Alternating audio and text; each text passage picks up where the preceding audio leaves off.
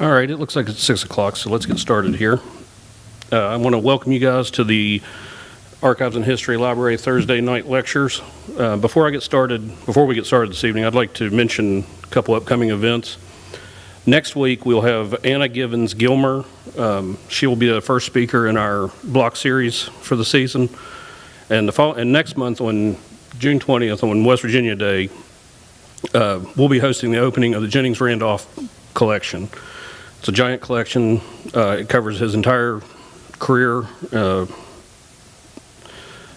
will be June 20th at 1 o'clock. We'll have a number of speakers come in throughout the country, Senator Jennings, and they'll share some memories of him, some time with him. But tonight we're here to listen to Benjamin and Pat McClure speak on World War I, honoring and remembering soldiers who gave all in the Great War. Excuse me. Benjamin is an Eagle Scout, Buckskin Council Eagle Scout of the Year, a West Virginia history hero. He is also a recipient of the Huntington's Exceptional Citizens Award, National Society of the Daughters of the American Revolution, Mary Desha Medal for Youth Founders Medal Award. He has previously presented at meetings of the Greater Huntington Parks and Rec District's Board of Park Commissioners, the Beaufort chapter of the Daughters of American Revolution, a number of genealogical historical societies, the Southside Neighborhood Association, and the General Andrew Lewis chapter of the West Virginia Societies of the Sons of American Revolution. He's an avid amateur historian, genealogist, and is currently a 9th grade homeschooled student. And I apologize if I missed anything. You have a wonderful list of awards and recognitions here. Pat McClure is a volunteer here. After spending a number of years teaching at West Virginia State, she has volunteered and spends most of her time with us working primarily about the individuals and on the West Virginia Memorial out here on the Capitol Complex. She does a number of outreach programs with, she does a very wonderful outreach program with George Washington High School, where they get together and write biographies of some of the soldiers that gave their life. Tonight they will be speaking generally about World War I and sources for research available here in the archives.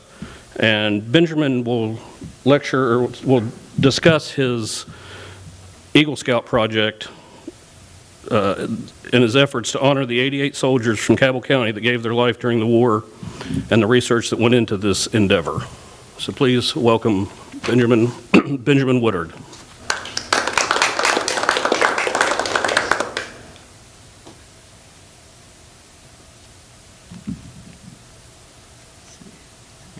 So my Eagle Scout project began as a simple idea, which is to mark the trees along Memorial Boulevard in Huntington, West Virginia.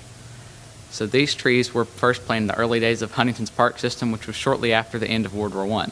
The local Rotary and Kiwanis clubs each formed committees for parks, which merged to a joint committee, which finally morphed into the state legislature-created Board of Park Commissioners, which still serves as the governing body in Huntington parks. Also formed during the early post-war years was the Cabell County War Memorial Association. Together, their plan was a memorial boulevard for the World War soldiers to extend along the north bank of Fourpole Creek from 7th Street West to about 12th Street West, which was to have memorial trees planted on each side and a proper memorial at the entrance to the driveway. This is according to George S. Wallace, who is the Park Board's first chairman. The first tree was planted in 1920 by Huntington's Mayor Campbell and Rotary Club President Thomas Bailey. Upon completion, they stretched from 7th Street West to 13th Street West. They were finished by Veterans Day, then Armistice Day, 1927. Each tree was dedicated to a soldier from Cabell County who gave his life in the war. They were marked as such that morning with metal crosses placed by the Scouts in the American Legion. After the placement of the crosses, the boulevard was opened and the first cars paraded across it. These crosses were donated by the local nickel plant and, as far as I can tell, were melted down for World War II manufacturing, which is an ironic end to memorials designed to honor those who died in the war to end all wars. Also built during the early 1920s was the Memorial Arch, which serves as the gateway to the boulevard. The Cabell County War Memorial Association chose the Huntington architectural firm of Meaner and Hanloser to work on the project. They assigned it to their employee Jerry DeYoung, who is now known as the father of the memorial. It is his vision for the arch that appears in an article about the laying of its cornerstone. The arch was begun in 1921 and the cornerstone was laid in 1924. However, due to several funding difficulties, despite many donated materials, it was only built up to the tops of the columns, then the middle of the arch, and the center and the friezes in the fall of 1929. It was unveiled in another grand dedication on Armistice Day, 1929. Estimates at the time placed the cost around $40,000, which would be around $600,000 today. Upon completion, it measured in at 42 feet high, 34 feet wide, and 9 feet thick. It is constructed out of Bedford or Indiana limestone and features many classical as well as war-related symbols, such as an eagle, the Honorably Discharged Soldier's button, and the West Virginia State Seal. Artillery pieces were placed on its grounds, but these disappeared in unknown time. The arch was renovated in 1980 and fitted out with lights and hooks for hanging a specially made flag. It was added to the National Register of Historic Places in 1981. The flag flew 24/7 during the Persian Gulf War. It is dedicated, as it says on its east face, to the glory of God and the honor of the men of Cabell County who served faithfully in the Great War.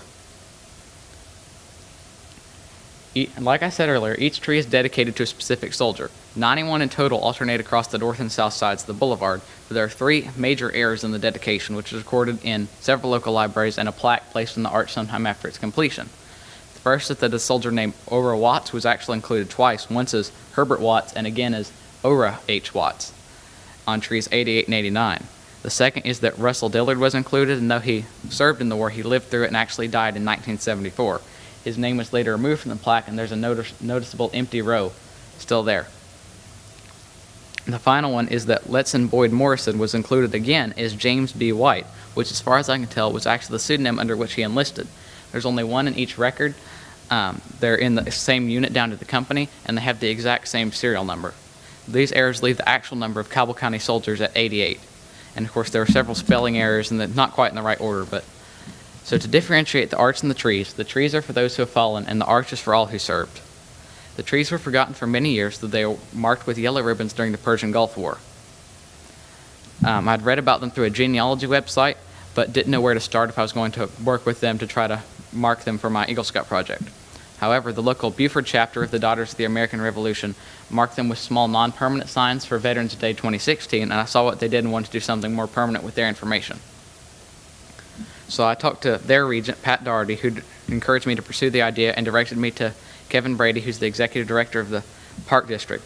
And I met with him, and we discussed several ideas and settled on 15 signs along the trail with some of the soldiers' basic information, and then a sign at the beginning and end with trail information. So at this time, I thought the DR had basically the soldiers, their name, rank, unit, things like that, but they only had basically a list of names. It's pretty much just one piece of paper that I got. So I had not done World War I research before, but was somewhat prepared by having earned my genealogy merit badge. But of course, in genealogy, you always know one relation, no matter which way that is, that allows you to search family records like censuses. These guys only knew that they had served and died in World War I, and at some point they had been in Cabell County. So this basically restricts searches to military records. And so I started by using the West Virginia Veterans Memorial Database, which is developed by the staff here, and is basically the information on the memorial that's outside. And that has lots of basic family and military information on individual pages for each soldier. Also use this information to search overseas casualty list, U.S. Navy casualty list, draft cards, and then medal citations, which you can actually find online for a lot of the Valor medals.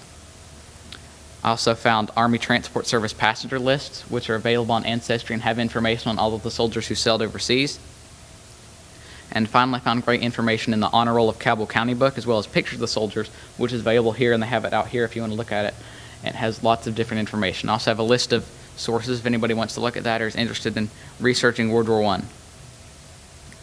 I also used a lot of unit and heraldry sources to find complete unit facts. Many sources only list a soldier's company and regiment, and I had to find the division that regiment was assigned to during the war. Many of them were ex-National Guard, such as the 1st and 2nd West Virginia Infantry, were combined as the 150th Infantry Regiment and assigned to the 38th Division for the duration of the war. So as I was finishing, I met with the sign company I was working with to determine exact type and design of the signs, and I gave them a mock-up, and they managed to turn it into a nice sign design that we could put down along the boulevard. I'd done all the research I could do locally. I'd made several multi-hour microfilm newspaper trips here and at the Cabell County Public Library to look at newspapers. and I had done a trip even to cemetery down in Salt Rock, which is about 45 minutes south of Huntington, because one soldier's picture was on his headstone then and there. But I still had some holes in some of the soldiers' basic information, and as 75% of the Army World War I and World War II service records burned in an archives fire in the 1970s, the only record I could be sure about were burial files, officially known as correspondence, reports, and telegrams relating to the burial of deceased service personnel. However, these are only available at the National Personnel Records Center in St. Louis, Missouri. I contacted several DAR chapters in the area, and one member, Nancy Von Barron of the St. Louis Jefferson chapter, volunteered to help. She made several trips to the archives, took lots of pictures of microfilmed Veterans Administration pension index cards and original burial files. She sent me, it ended up being several hundred pictures of different records. So fortunately, she was able to make the trip to Huntington to see the completed project on Veterans Day, and I incorporated that information into my research and sent it to the sign designer. So I also investigated uploading my information to the Clio, which is a free location-based history app that's developed at Marshall University in Huntington but works around the nation. It allows you to view entries near you, search entries, add entries. So I worked with Dr. David Trowbridge of Marshall, the creator of the app, to upload the information that's on the signs as well as photos of the soldiers to the Clio. So the signs were finished, and some scouts from my troop, with help from the Park District, placed 16 of the signs on October 14th, and I placed the last one, which wasn't ready till later, on October 24th of 2017, which is just in time for Veterans Day 2017, or the 90th anniversary of the original marking of the trail. So even with the signs and the pages on the Clio, I wasn't able to share all of the information. I found up finding a lot more than I thought I would. Many of the soldiers have interesting stories. Let's see. There we go. Clifford Crawford, for example, he disappeared in his ship, which is called the USS Cyclops, in the Bermuda Triangle. It's still unsolved, and it's the Navy's largest loss of life outside of combat. Another one is Roy Harless. His son was born just days before Roy died in a Navy hospital, and his son was actually named after him and went on to serve in World War II. They're from a diverse group, including 2 African Americans, and vary in age from Wetzel Ross, age 17 and a half, to Ferris Nixon, age 38. They have varying backgrounds, from Alfred Agnew, who ran away from home in Illinois to enlist in Huntington, to soldiers who had lived in Cabell County their entire lives. So 2 were immigrants, Sam Schottmeister from Russia and Ernest Carey from Finland. Of course, they both changed part of their names. Bronson Summers was a doctor, and Obadiah Smith was a railroad station porter. Some were drafted, some enlisted, some had been in the service for years, some had actually served before but enlisted again. Some were in the West Virginia National Guard and were transferred into the regular Army. Some served the American Expeditionary Force overseas, while others served in camps at home. Some were missing in action, usually because their remains could simply not be recovered after the war. Some were killed in action, such as Letson Morrison, who was actually killed the day before the armistice ended the fighting. Some died of wounds, and many died of disease, many of the so-called Spanish influenza epidemic. Some died in the ship, always of disease, though one soldier actually managed to survive a ship that was sunk by a submarine. So to allow access to more of my information, I created a website, which you can see it's got a lot of different information, from information on the soldiers to newspaper articles to information about the trail. And then it also links to the Clio trail, which has all the entries on the Clio in the order of the actual trail, so you can follow along just like you're actually there reading the signs. So they're available at these links, and I have handouts with the links on them if anybody would like to check those out. So like Pat McClure, if you want to do your thing here. It's really embarrassing when you get to be my age and you find out that a 9th grader has more military history than you do, and you've been working at this for the last 8 or 9 years. So I'm just here to supplement a little bit of what Benjamin said. My role here at Archives is as a volunteer, and about 7 or 8 years ago, I agreed to edit biographies that we were posting online of the veterans who are on the memorial, whose names are on the memorial out there. And I thought this was just the perfect thing for me to do in retirement. But then the director of Archives asked me if I could write the biographies, and I said, sure.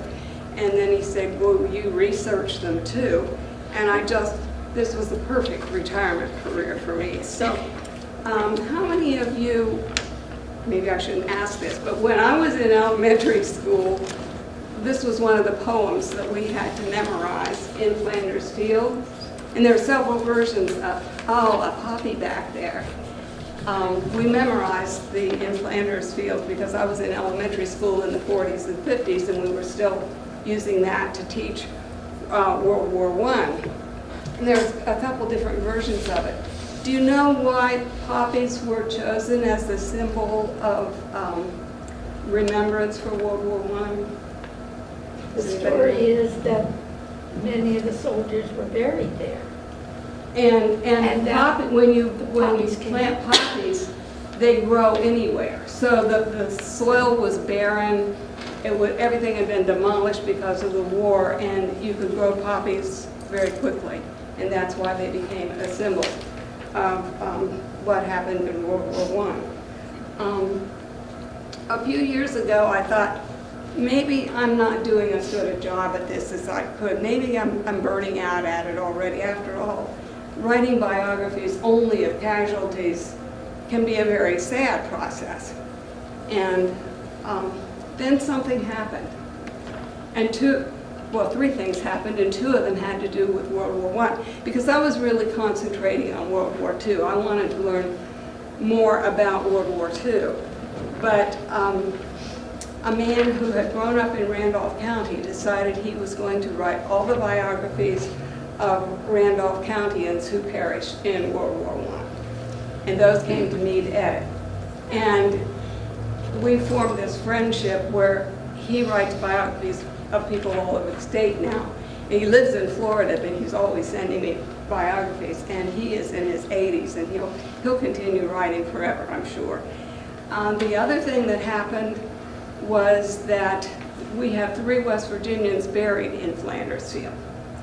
All of their graves have been adopted, and I have corresponded with the adopters of those graves. So that's been a wonderful experience for me. And the third thing was that a teacher of advanced placement at George Washington High School asked me to work with her advanced placement class and help them write biographies. So for 5 years we've been doing that. And that has really rejuvenated me too. I will be doing this as long as I can. The only thing that I had planned for tonight was to pull out some resources for researching World War I that we have here at Archives, because these have been extremely helpful to me. One of them is American Armies and Battlefields in Europe. Did you say this is online now? I think it is. I think it's on like the American Battle Monuments Commission website now. Okay, well, this is published by the American Battle Monuments Commission, and it was edited by none other than General Pershing himself. But if you know what unit your soldier that you're looking for was in, you can trace the history of that unit by using this book. It's pretty comprehensive. Some of the casualties of World War I are in Soldiers of the Great War. Not everybody got their picture taken, and so not everybody's picture is in. Soldiers of the Great War does deal just with casualties, and many West Virginia casualties are in here.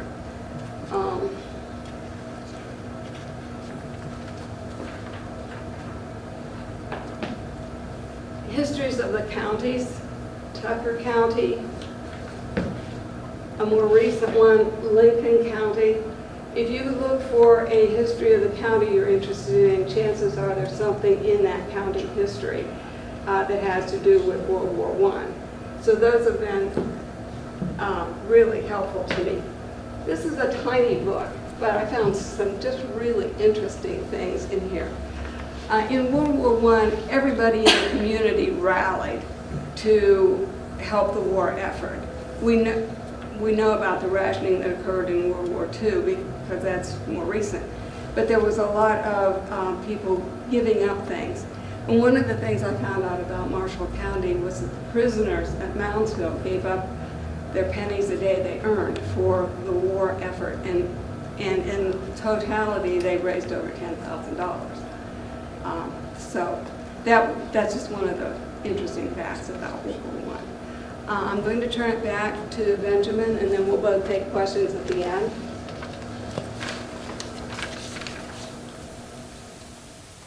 Yes, like she said, the county histories can be very helpful, like the honor roll of Cabell County I was talking about.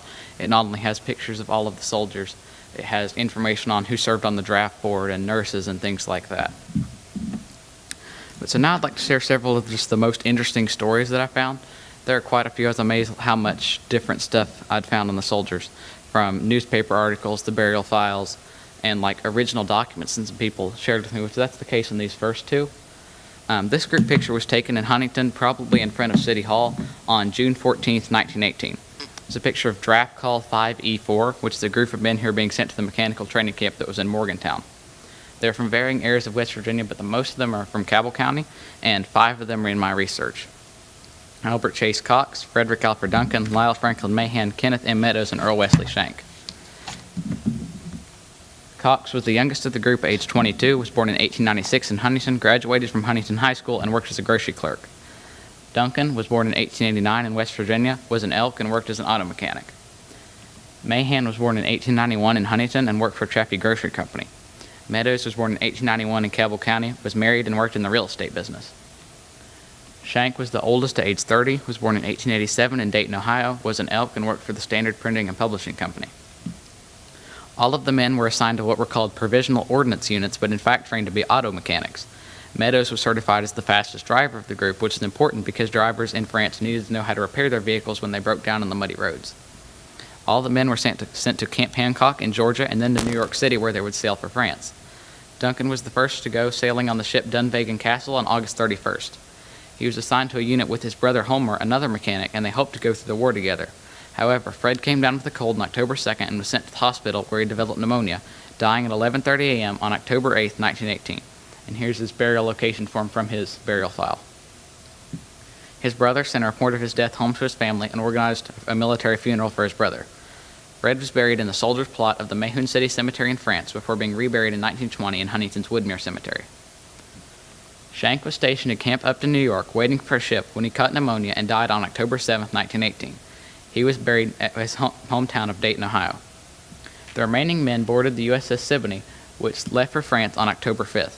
At this time, Cox and Mahan were privates, and Meadows was a corporal. Mahan's sister came to visit him before he left, but she just missed the ship and did not get to see him. However, she developed pneumonia on the way home. In a strange twist of fate, Mahan himself contracted it on board and died on October 15th before the ship even reached land. And here's his report of death from his burial file. His sister died 4 days later at home. He was brought back home on the ship's return journey and buried in Huntington Spring Hill Cemetery. Cox and Meadows took sick at sea but survived until land and were transferred to Base Hospital No. 65 in France. Meadows died on the 16th and Cox on the 17th of October. In total, these 5 men died within 10 days of each other. In fact, 2/3 of all the men in my research who died of pneumonia died in October 1918, which you can kind of see here, how it really spikes during that month. In fact, influenza and pneumonia killed as many as all the rest of the causes of death combined, killed in action, missing in action, all the other even different diseases. And that was all the Spanish influenza epidemic that was so prevalent at the time. So another collection I found is that of Otis Davis Ott Jackson, and this is courtesy of his grandnephew. Ott was born on April 14th, 1891 in Wayne County. He enlisted on June 14th, 1918, which is the same day as the previously mentioned soldiers, but he was not a part of the mechanical draft, as he sailed on July 8th on the ship Leviathan and was assigned as a corporal to Company A of the 314th Infantry Regiment, 79th Division of the American Expeditionary Force. This unit fought in the Meuse-Argonne Offensive near the end of the war before it was relieved and retreated for training. However, they trained with live gas and he inhaled some and was weakened, developing pneumonia and dying on October 12, 1918. If you count him, then that's 6 who enlisted on the same day, who died within 10 days of each other. He was returned home and buried in Wayne County's Patrick Cemetery. His collection includes several different things, including this certificate of honorable death given to his family, and those are actually flowers from his casket pressed in the frame. This is a picture of him in his uniform. His personal photo album was in the collection. It had several different photos, including this one. There he's dressed up as a cowboy, apparently, and this one of his girlfriend. He apparently liked to travel. Here's a picture of him in front of the Washington Monument. And my personal favorites are when the Canova, West Virginia to Ohio bridge was rebuilt to be 2 lanes in 1912. They basically built a new 2-lane bridge around the old bridge and took the old bridge out from the inside. And you can see it upon completion in winter 1913. So the burial files, like I said, are the definitive and most helpful source for soldiers who died. Here are 2 examples. The one on the left is that of Ernest Fullerton. He died at Camp Meade, Maryland on October 22, 1918. As he died stateside, his body was shipped home immediately, so it only consisted of 4 pages, a death report and 3 pages relating to reimbursement of funeral and burial expenses. Overseas, on the other hand, are much more complicated. The one on the right is that of Pearl Elliott. It's 55 pages in length, and that's fairly typical. Some I found are well over 100 pages. They include a vast array of burial, disinterment, identification, and other reports, as well as investigation reports. They examined the body to see if the exhumed body was the correct soldier. They had some where the markings were not correct with the body.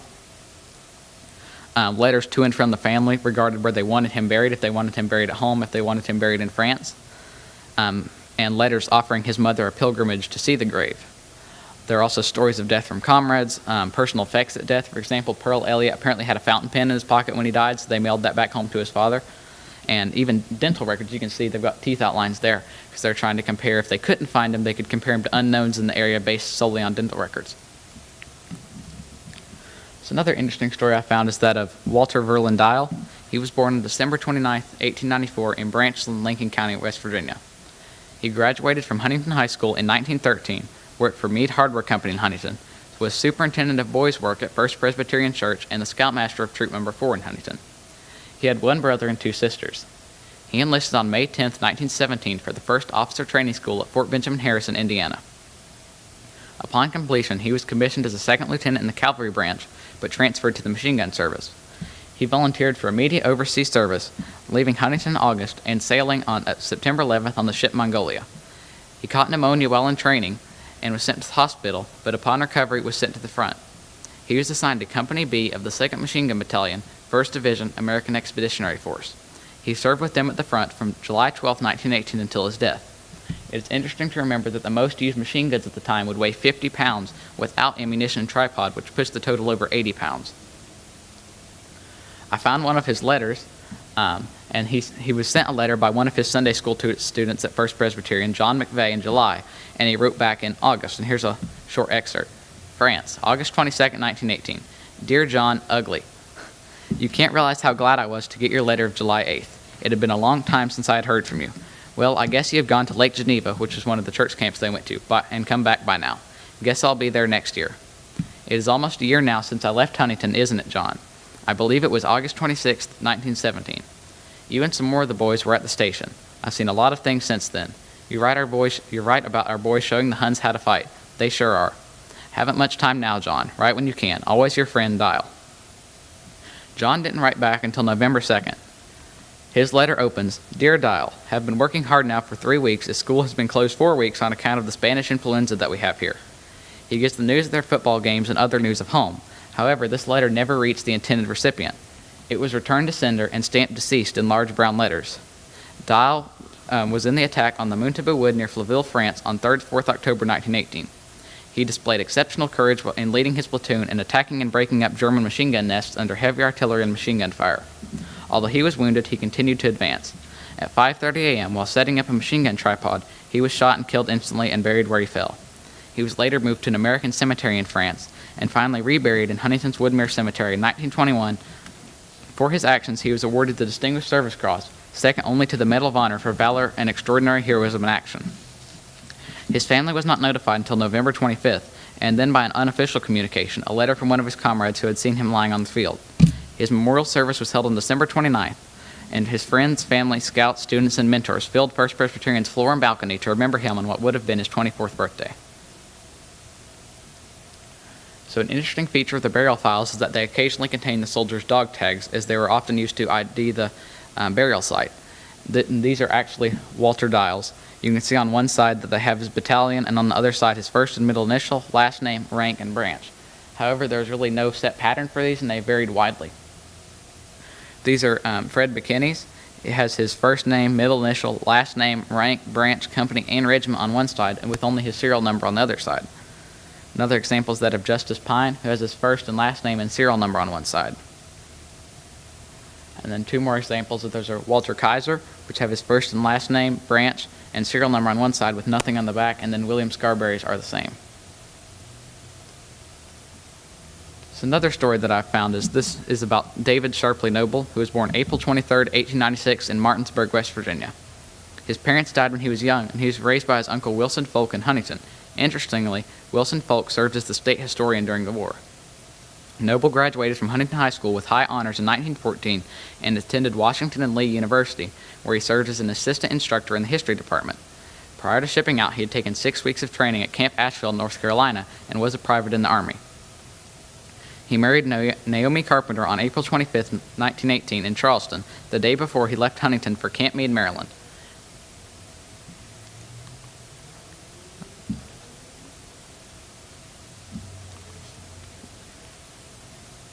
He was assigned to Company C of the 314th Infantry Regiment, 79th Division of the American Expeditionary Force.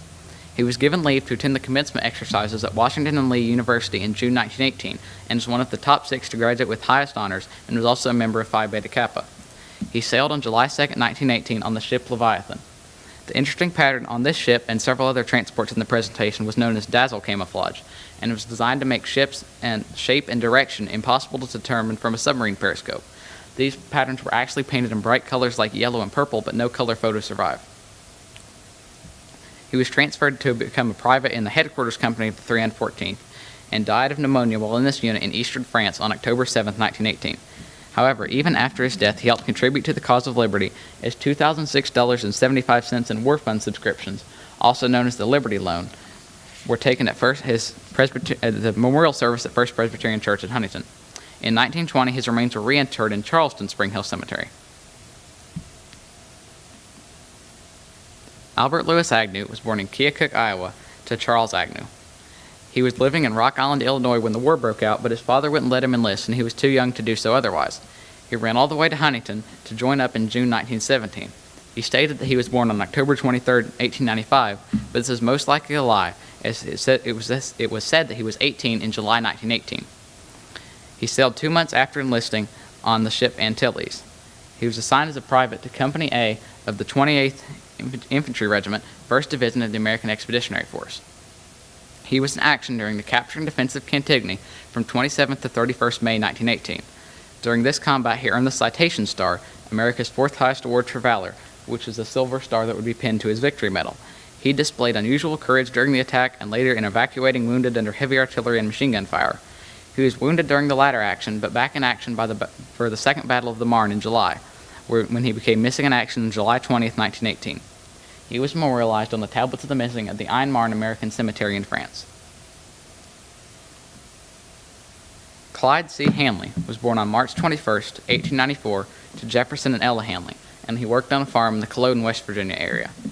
He was inducted into service on May 25, 1918, or 100 years ago tomorrow, and was shipped to Camp Lee, Virginia, where he trained until sailing overseas on August 6th on the ship Madawaska.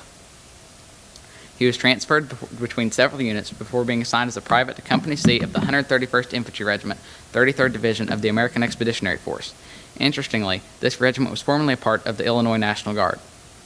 This unit took part in the Meuse-Argonne offensive near the end of the war in France. They advanced across the Meuse River near the town of Consenvoix early on October 10th, and this is what the river bridge and the river look like today. They continued to take the Bois de Chaume and part of the Bois de Platchen, Bois is French for wood, by the end of the day. And you can see here a military map which has the town and the 2 forests in the center, and then a map of the current location today from satellite image, and you can still see the town and the forest with very little tree cover change. Here's a picture of the same ground in 1918. It was steep and wooded and heavily fortified with German dugouts and machine gun nests, which you can see in this picture showing a German dugout and shell hole. According to a private in his company, during the Meuse-Argonne offensive in our action east of the Meuse, Company C was occupying a position on the Bald Hill about a kilometer north of the Bois de Platchen. You can see the 2 forests and the hill here. On October 11th at about 3:30 p.m., I was returning with other stretcher bearers from the rear when, upon reaching a point in the ravine between the Bois de Platchen and the Bois de Chaume, where the enemy began to shell the locality heavily and we entered the dugout for protection. Before we emerged from the dugout to continue, Private Hanley and Warden of our company passed along with a supply of water which they were carrying to the front. A moment later, we left the dugout and continued our way to the front. We had gone but about 100 yards when a high explosive shell struck a short distance in front of us, but out of our view on account of the density of the woods. Upon reaching the point where this shell struck, we found that it had instantly killed Private Hanley and Warden and 1 machine gun man and seriously wounded a 2nd machine gun man whose name I do not know. And then from this angle, you can clearly see the ravine he talks about between the two forests on the hills. The chaplain reported that they were buried close together under wooden crosses. However, when the time came to rebury them in proper cemeteries, only Warden and the machine gun man could be found. An investigation was commenced, and it was found that, though they were most likely buried in close proximity, the coordinates reported on the retrieval of the two that were found were incorrect. However, they managed to find the correct ravine, and even the spring from which the water he was carrying was most likely taken. However, they could not see any wooden crosses, and the moss-covered ground made it hard to see any impression a grave would make. There are a few unknowns in the vicinity, but they were uncertain if they matched their description. They even wrote his mother for dental records, but as far as she knew, he had never had anything done to any of his teeth. The investigation was completed in the late 1920s, and he was still reported as missing in action. He was memorialized on the tablets of the missing at the Musargon American Cemetery in France. His mother, Ella, was later able to visit via the Gold Star Mother pilgrimages offered at no charge in the early 1930s to mothers and widows of soldiers buried overseas. Over 6,500 women took the trip, where they placed a wreath at their son or spouse's grave and visited sites of famous battles and other important locations. Except for Agnew, who died in July 1918, all the others died in October 1918. This phenomenon is well demonstrated by these two charts, and this is all the combat-related deaths in my research from the 1st in July to the end of November. And you can see they peaked during the major actions, which was the Second Battle of the Marne in July and the Musargon Offensive in October, and just a little bit into the beginning of November. And the next shows you can see all stateside deaths and all overseas deaths, and you can see that in fact all the deaths peak in October 1918, which was because, as you saw in the chart earlier, this is when the influenza epidemic really started to pick up steam at home and overseas. So Jesse Craddock was born on October 6, 1895 in Huntington, West Virginia, to parents who were most likely born into slavery. He worked as a laborer for the Rum Creek Coal Company in DeHue, Logan County. He was drafted on May 2, 1918, and sent to Camp Sherman, where he trained as part of the 12th Company Training Battalion, 46th Regiment. Upon completion of training, he was assigned to Company K of the 802nd Pioneer Infantry Regiment of the American Expeditionary Force, which sailed on September 1, 1918 on the ship Anchises. It was a pioneer regiment which was said to do everything the infantry was too proud to do and the engineers too lazy to do, and was composed of men experienced in life in the open, skilled in woodcraft and simple carpentry, substitute occupations, rancher, prospector, hunter, scout. In summary, they served as the equivalent of the modern combat engineer troops. At this time, the Army was still segregated, and the 802nd was an entirely African-American regiment except for the fact that it was commanded by white officers. Some of these units were assigned to the French Army, where they were treated with equality, but not the 802nd, which was mired in racism and assigned to mostly menial but invaluable support tasks. They did mostly railroad and road construction in the Musargon Offensive and after the war. He was shipped home most likely in early 1919, as he died of pulmonary tuberculosis and pneumonia on March 25, 1919, at the Hoboken Debarkation Base. He was reburied in Huntington Spring Hill Cemetery, finally treated equally, being given the same Army headstone as all of the other fallen U.S. troops.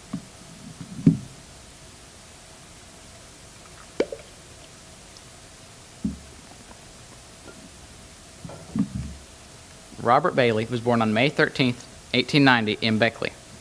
And by 1917, he was married to Bessie Lorraine Bailey, living in Huntington, working as a C&O railroad brakeman, and had a year and a half of service in the West Virginia National Guard and a year and a half in the regular Army.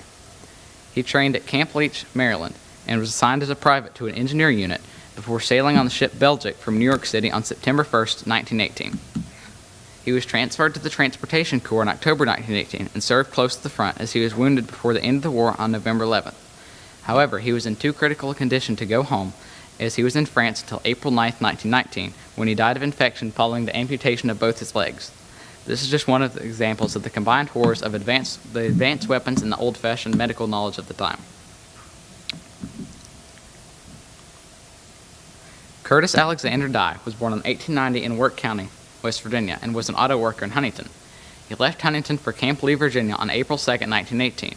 He trained there until he sailed from Newport News, Virginia on May 26, 1918 on the Mercury. He was a private first class in Company B of the 313th Machine Gun Battalion, 80th Division of the American Expeditionary Force. They trained several months in France before moving to the front in August 1918. They served in multiple actions, including a large attack around Nantes, France on October 4, 1918. This attack lasted several days. On October 6, Dye and another member of his company, Corporal John Conway, were killed in action and buried in a shell hole grave near the Bois de Bouge in France, and again, Bois is French for wood. The chaplain reported conflicting locations and coordinates for their burials. At first, he said that they were buried in separate graves near a road, but gave coordinates well inside the wood. The second time, he reported that they were buried in the same grave, but gave coordinates well south of the road.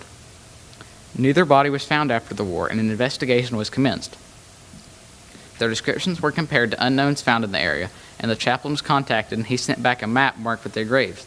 However, the information still conflicted, and they sent him a map to mark. But he never replied, and they couldn't find the bodies, so the investigation was closed. He was honored at the Tablets of the Missing at the Musargon Cemetery in France. His mother was offered a Gold Star Mother pilgrimage, but declined with these words: "If I went, I don't feel that it would do me any good, not knowing when I got there if I would be looking on someone else's grave instead of my boy Curtis, so I feel that as everything is over, I will not go.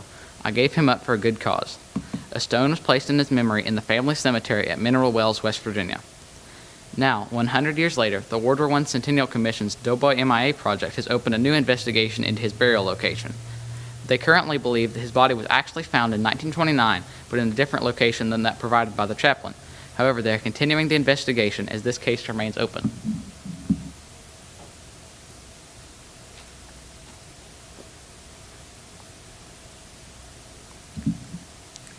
Henry Winter Davis was born in 1887 in Huntington, graduated from Huntington High School, and attended Marshall College and West Virginia University. He worked as an electrical engineer for Westinghouse in Pittsburgh before moving back to Huntington in 1913 to become an electrical engineer with the Ohio Valley Electric Railway System, or the Huntington, West Virginia to Ashland, Kentucky trolley system. He was known as Bill to his family and friends. He enlisted in the Huntington Machine Gun Company of the 2nd West Virginia Infantry of the West Virginia National Guard and served as a sergeant at Camp Kanawha before they shipped out to the Mexican border in 1916. He enlisted for the 1st Officer Training School at Fort Benjamin Harrison, Indiana on May 12, 1917. Upon completion of the training, he was commissioned as a 2nd lieutenant and volunteered for immediate overseas service, leaving Huntington with the aforementioned Walter Dial on August 1917 and sailing from New York City on September 12th on the ship Mongolia.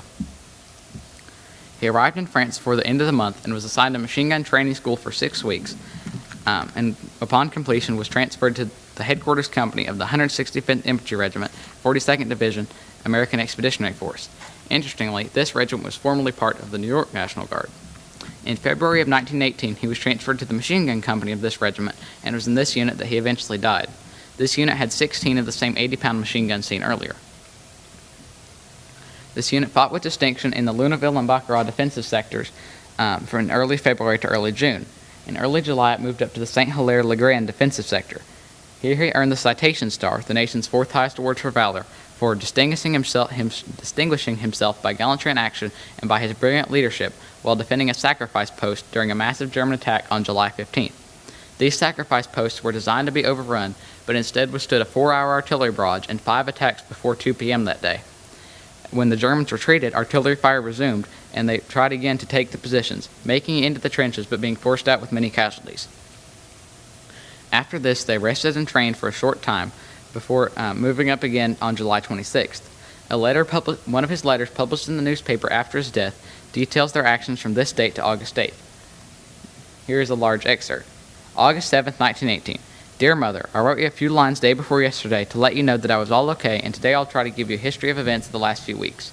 Briefly, we have at last been in the biggest part of the front, pushing back the Hun, and while it was not pleasant work, it was what we've been training for all this past year, and it was some job. To start at the beginning, on July 26th, I wrote you a long letter the day before. We got in trucks at Champigny-sur-Marne, just outside Paris, and rode from noon until 6 o'clock out to a point where the Marines had stopped the Boche and where another division had started in the back. We walked then for about 5 miles, seeing lots of dead men and horses and all of the German ammunition you could think of. Not a very pleasant sight to smell, but the fighting was only a few miles away, and as yet they had not had time to do more than fix up the wounded. We camped that night around Chateau Moucheton, which had been headquarters for the German army, and later that night started for the real front. We had but one meal that day and only breakfast the day before. The kitchens could not keep pace with the trucks, but everything would have been okay if it had not been raining all the time and we had no tents. Rain does more to lower the morale of the men than any other thing. We left the chateau on the night of the 26th to relieve the French. As usual, all the information we had was, here are the grenades, there are the Germans, goodbye. To get to the French positions was one more job. We finally arrived through a shell-torn forest, having come up from the chateau, and it was still being shelled at our position. Having had to carry all of our machine gun equipment for nearly 2 miles, it was a welcome relief to be able to rest. The Huns were in a small town called Boulevard, about 300 yards from the edge of the woods, and sweeping our place with guns about once an hour. We arrived at the spot about 6 o'clock on the morning of July 27th. At 4 o'clock that evening, we got orders to advance, and as luck would have it, it started raining as soon as we got lined up in the woods. We had nothing to eat that day, so you can imagine how we felt.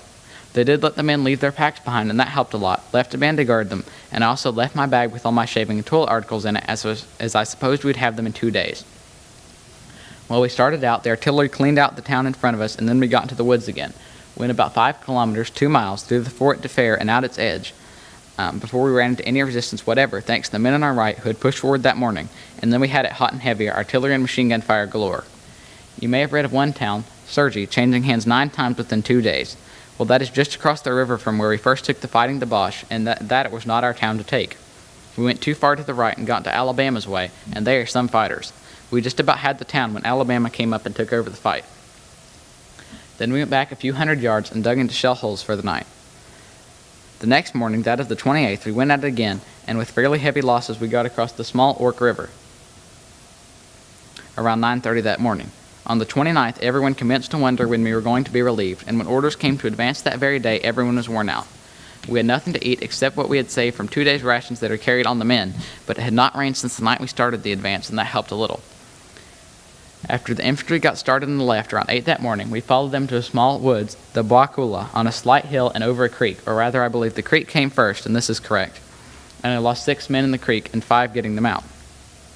The 6 from one German shell and the 5 from machine guns we had failed to locate. To go on with the fight, we were at that time, the evening of the 29th, about half a kilometer ahead of the rest of the division, and we had orders to hold until they caught up, which they never did, and to hold the woods, with a farmhouse, Mercy Farm, only about 200 yards to the east and held by the Germans.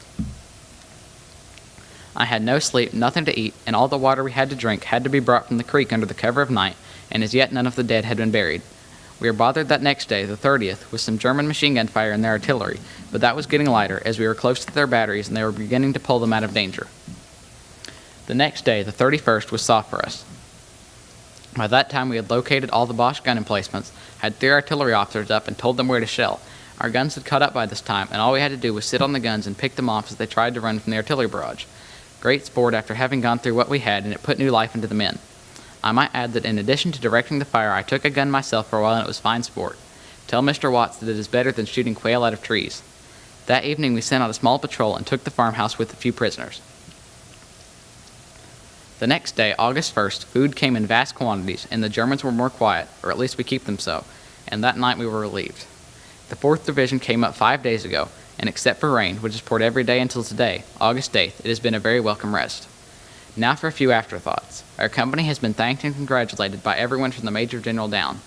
Headquarters sent up word that the German prisoners reported the most severe machine gun fire that they had ever encountered. Among other things, one of our gun crews brought down 2 Hun planes at the same time. He hit the top one, it buckled up and fell on the tail of the other plane. Both landed about 200 yards from our lines, 4 dead Huns and $30,000 loss. I am well supplied with underwear, but as I wrote you in the other letter, when I finally got back to my supplies, someone had robbed the pile while the guard went to get something to eat, and as luck would have it, my bag was gone.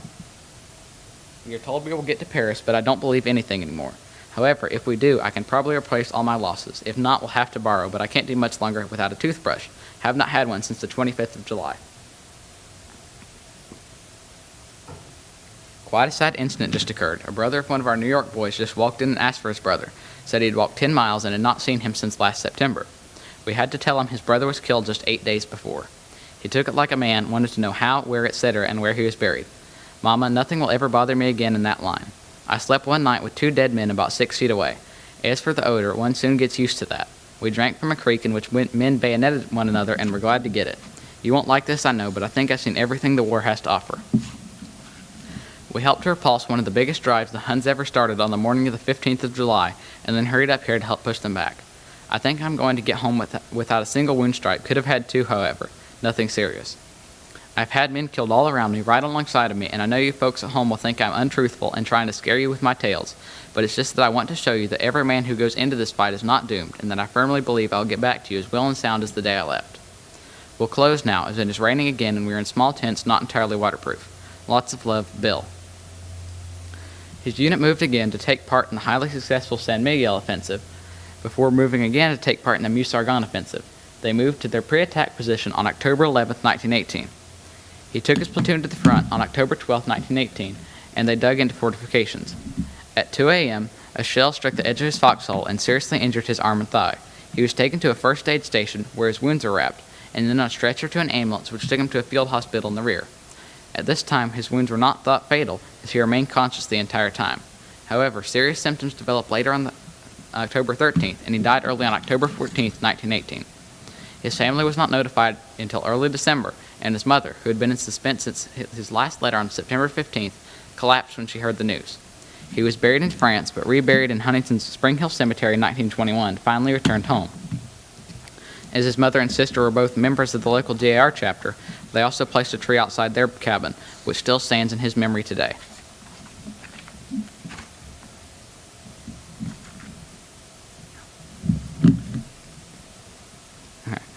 These are just a few of the forgotten stories of amazing sacrifices for freedom that I found with my project. I was proud to be able to bring them back to memory now 100 years later. As General James Harbord said when dedicating one of the American cemeteries, time will not dim the glory of their deeds.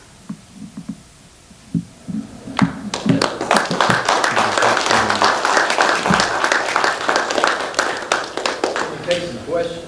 Yeah, you can come back up and then do questions together, I guess.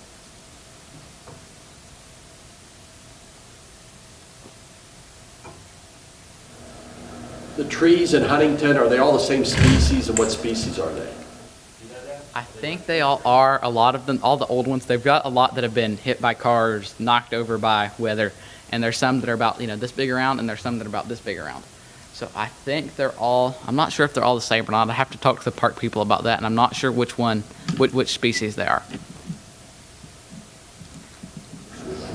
Do you know if there are any plans to replace any of them?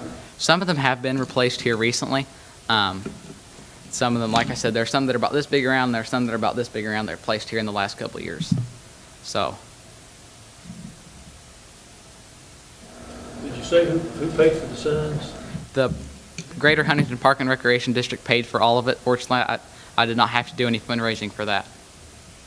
But I worked hard to call lots of different sign companies, get estimates, things like that, so I could be good on their budget. What was the thing you learned that was like the most surprising to you in all your research? If you could pick one thing. I don't know, it'd be hard to pick one thing, because really I didn't know a lot about World War I before I started this, so I not only learned a lot about general World War I history, but a lot about how you can view that, from like their personal angle, and how some of the stories, like, the first one, that tells a lot about the Spanish influenza epidemic. Like, I had no clue it was really that bad. Like, you hear about that, in history and things like that, but it kind of takes a personal example to learn, okay, wow, from that, so.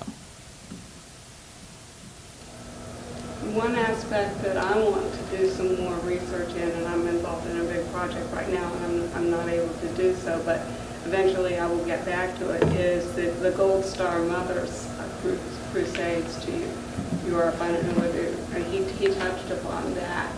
And there were some really interesting facts that I've learned so far about those Gold Star Mother pilgrimages. I got into it because I was trying to find out how did families decide whether to leave their loved ones over there in military cemeteries.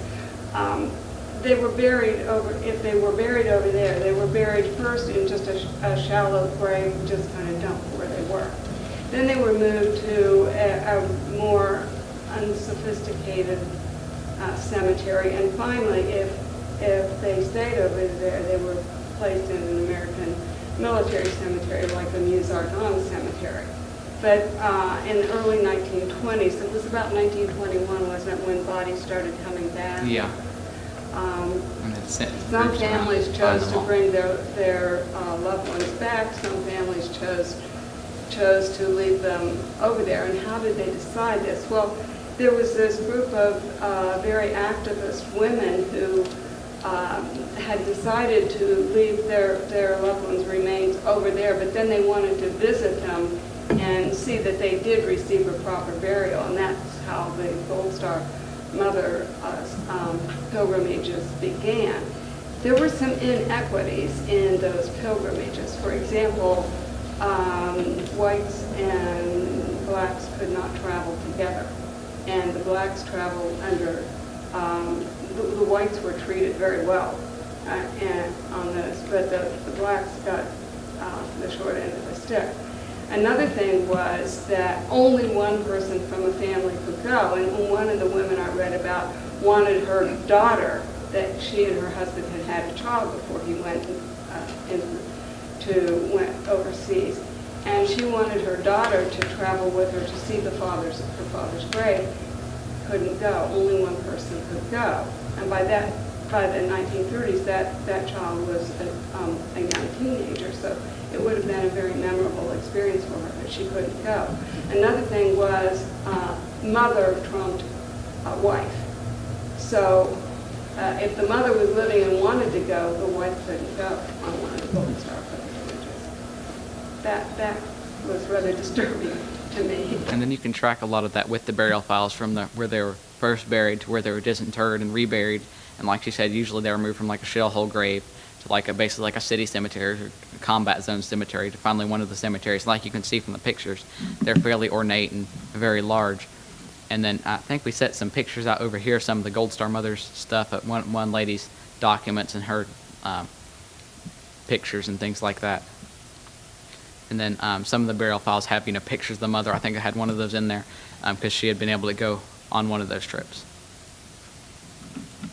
Do either of you have a sense of how well the American troops were received in France? Were they welcome as, boy, we're really in a pickle over here, and you guys are going to help us, versus, yeah, you all seem awfully cocky, and we could have done it without you. It may have taken longer, but just how the relationship went between the French soldiers and the American soldiers? I think it'd be much more that, wow, we're really in a pickle, at least for the first bit. 'Cause they did, especially after the war, they did a lot to honor them. They did a lot to organize the American cemeteries because they were actually kind of excited and honored to be able to have the American war dead in their grounds and be able to take care of them. Then, of course, I think it's actually officially American ground, the American cemeteries in France. But as far as I can tell, yes, it seemed like they were kind of excited about that. Because if you read history of World War I, there's a lot of great books that have been written in the past 100 years about World War I. And usually, yeah, it seems that they really wanted the Americans to get in, kind of if you get in World War II, kind of the same way. They were trying to get the Americans to get in, get the Americans to get in. I would agree. A lot of that honor has come in more recent years, but in so many of those cemeteries, all of the graves have been adopted. And the adopters have been so passionate about what they do that they want their adoption to go down to the next generation and the next generation. So, some of the adopters are quite old and some of them are deceased, and they have placed this on their offspring, the next generation, to continue that adoption. So they're very good about it. I'm more familiar with it in terms of the World War II cemeteries, but there's a man named Owen Jarrett who was from Cabell County who was killed in World War I, and he's now buried in a cemetery in Pratt. But he was originally buried over there. And they're having a celebration in September of this year to commemorate the battle that was right around him. It's near Strawborg. And they wanted to know more about him and what was the town of Pratt like. And they're still interested in. And so they're still honoring. And as I say, I correspond with a number of these adopters. And they thanked me for the service of our people from West Virginia. Did you compare your final list with the monument here, the Veterans Memorial, to see accurate, or? That was usually that was the first source I went to, was that, because like I said, with genealogy, you know one relation, whether it's brother, sister, father, child, whatever. With this, I kind of know, okay, I have to find somebody, because there's lots of people with the same name, even in 1918. You'd be surprised how many people with the same name there were. So you have to find, so if they're on there, that means they died. So that's a great place to look first. You look at the Cabell County list. Some of them are under different counties in the list, just because you can tell from some of the stories, some of them were born in different counties and things like that. But usually that's what I started off with. Usually that's where I got my first bit of information. Most of the soldiers are on there. There are a couple that died a couple months after the war. just because it was illness or some of them died of wounds incurred during the war, whatever, but they're still on the memorial there in Huntington, but they're not on this one just because of the parameters they set for that. However, there's one I did find that actually on his headstone and on the, I think, a West Virginia casualty list, it had his death as 1919, which is October 1919, so almost a year after the war ended. So he was not on the memorial. But when I found his burial file and his death certificate, both say 1918. Of course, both of those would have been filled out at the time of his death. So I think Deborah's investigating those and working, and hopefully we'll get him on the to be carved list and get him added to the memorial.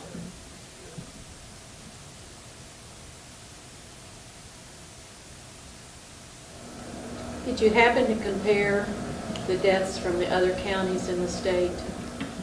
No, not really. There is a good list, and I think it was in the West Virginia Blue Book in like 1919, 1920, something like that, of all the soldiers who died, and I used that a little bit. I have been asked by some people, like, do you want to do one for like other counties too?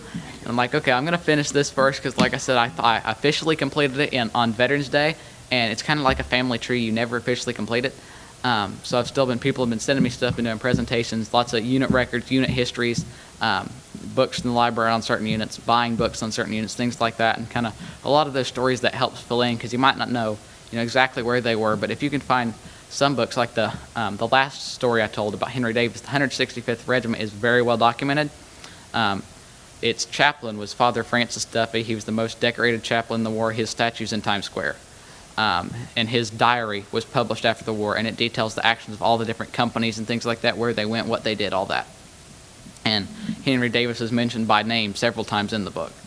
And then their other commander was William Donovan, who went on to found the Office of Strategic Services in World War II, and I think he was the Attorney General under, I can't remember which president at the moment. And so I think they both wrote books. It's very well documented, get a lot of unit histories out of that. So I'm doing a lot of that here just in the past couple months. If do you have any idea of how many hours of time you've spent working on this project? I had to put in a guess for my Eagle Scout project workbook, and we said like 300-400, though it might be more than that, because I did lots of research online, research in libraries. There were a couple of times I had, my mom take my brothers look at books in the library, and I'd sit in the local history room and do microfilm newspapers just for like 3-4 hours, and do that. And, the visit cemeteries, lots of stuff people emailed me. And then, of course, not only had to work with the research, work with the sign people and the park people, and work with scouts and things like that. So it's a big chunk of time. I started emailing people back in January of last year. And so started meeting with people in February, and then did most of my research from like March to June. And then I got the burial files in, I think, late July, and then worked on getting those in. And we had the signs done there in September and placed those in October. So it took most of the year last year. Yeah, I can believe that. Well, if there was such a thing. You have to look at his website, people. I mean, I look at websites all day long because I'm doing different kinds of research, and I look at what professional web builders do, and his is incredible, believe me. It's amazing what you can do with some of those free website builders. Like, it's just like WordPress, which I'm sure some of you may have seen that, used that. So, a lot of county memorials, it's not that hard to put that up there. You have it for free. Hopefully it'll be up there for a long time, because you don't have to keep paying on it if you keep a little .wordpress on it. And they'll stay up there, and you can, upload your county memorial or whatever. Yeah, you can go ahead, if you want to go and hand those out. And it has the link to my website and has the link to the Clio Trail, and you can go on the Clio Trail and look through that. And I also have a handout up here with the soldier list, which is kind of interesting, because I have found relatives and things like that before, and it's amazing how many of them were actually, not really originally from Cabell County. And then I also have a list of sources, kind of like her list, with a little more stuff if you want to come up here and get that when we're done here. I was going to say, if there's such a thing as a Distinguished Eagle Scout Project Award, you should have it. Yeah, incredible. A Congressional Medal of Eagle Scouts.